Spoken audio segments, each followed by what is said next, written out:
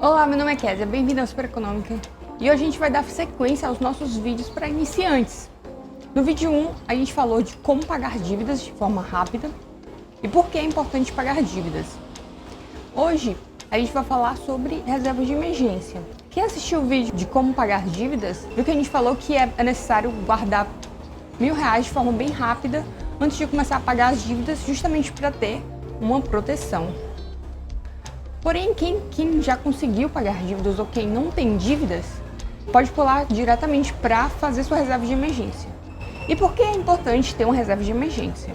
Imprevistos financeiros sempre acontecem, como o carro quebrar em direção ao trabalho, a gente perder o emprego ou acontecer algum problema de saúde que impeça a gente de ter aquela renda. E para isso a gente precisa ter uma reserva. E uma coisa importante de dizer é que pagar emergências com cartão de crédito, como a gente viu no vídeo passado, é uma das piores opções que a gente tem, já que os juros do cartão de crédito, os juros rotativos, chegam quase a 300%. Então, se por acaso a gente não conseguir pagar essa fatura do cartão de crédito, a gente vai acabar criando mais dívidas e não é isso que a gente quer. Então, a reserva de emergência ela vai servir para cobrir esses momentos difíceis que a gente sabe que vai ter, a gente precisa só se proteger para eles. Se preparar para eles, no caso, né? E é importante também dizer o que não são emergências. Então, às vezes as pessoas começam a fazer a reserva de emergência e chega um aniversário ou um Natal e elas usam o dinheiro da reserva de emergência para comprar algum presente, por exemplo. Então, comprar bens de consumo, fazer viagens, não são emergências. Emergências são acontecimentos imprevistos que você não pode controlar, você tem que estar financeiramente preparado para esses eventos. Então, qual seria o melhor lugar para colocar uma reserva de emergência? Eu, particularmente, acho que a poupança não seria o melhor lugar para colocar reserva de emergência, apesar de ser um lugar bem líquido, um lugar que a gente pode resgatar nosso dinheiro a qualquer momento, porque o nosso dinheiro vai acabar perdendo para a inflação. Então, não é isso que a gente quer pelo menos manter o nosso dinheiro equivalente à inflação para manter o nosso poder de compra. Então, existem alguns investimentos que a gente pode utilizar para colocar nossa reserva de emergência. Alguns exemplos desses investimentos são CDB, 100% CDI, que a gente pode encontrar em bancos digitais, por exemplo. Tesouro Selic, que são títulos do governo federal. E, atualmente, também a gente tem a opção da NuConta. E esses três investimentos eles conseguem ter um rendimento suficiente para que a nossa reserva de emergência tenha um rendimento considerável, um rendimento ok, e a gente ainda consiga resgatar isso a qualquer momento.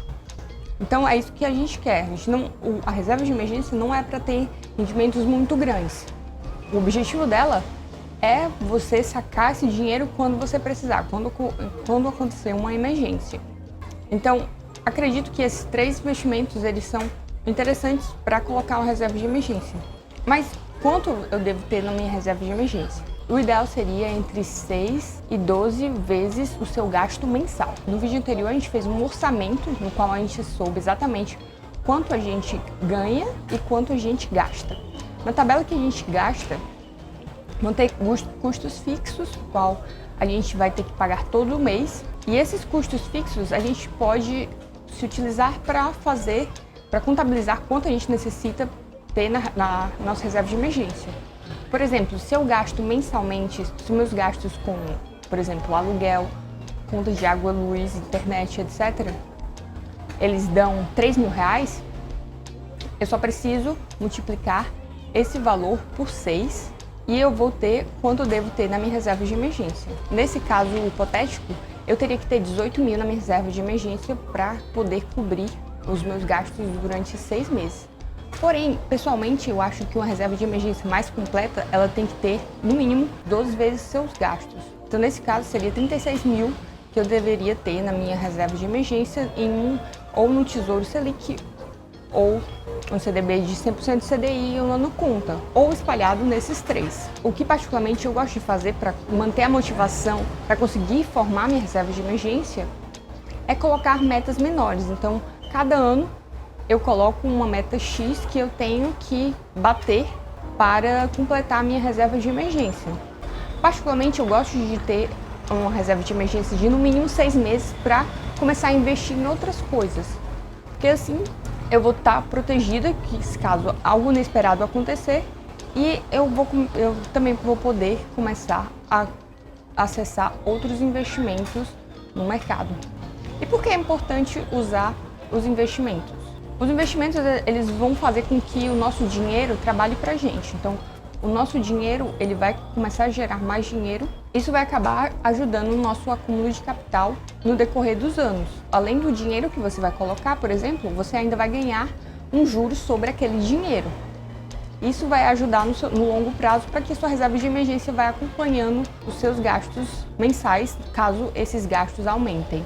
E por que não é interessante começar a investir logo sem ter reserva de emergência?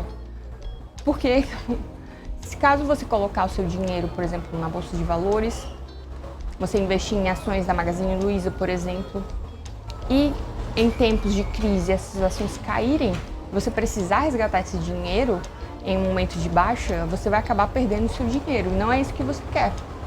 Reserva de emergência é para ser um dinheiro que você tenha seguro e é que você possa tirar a qualquer momento. Então, se você ainda tiver alguma dúvida sobre como fazer reserva de emergência e por que ter uma reserva de emergência, comenta aqui embaixo que eu sempre respondo os comentários. Se esse vídeo trouxe valor para você, considere curtir e assinar o canal. E até a próxima!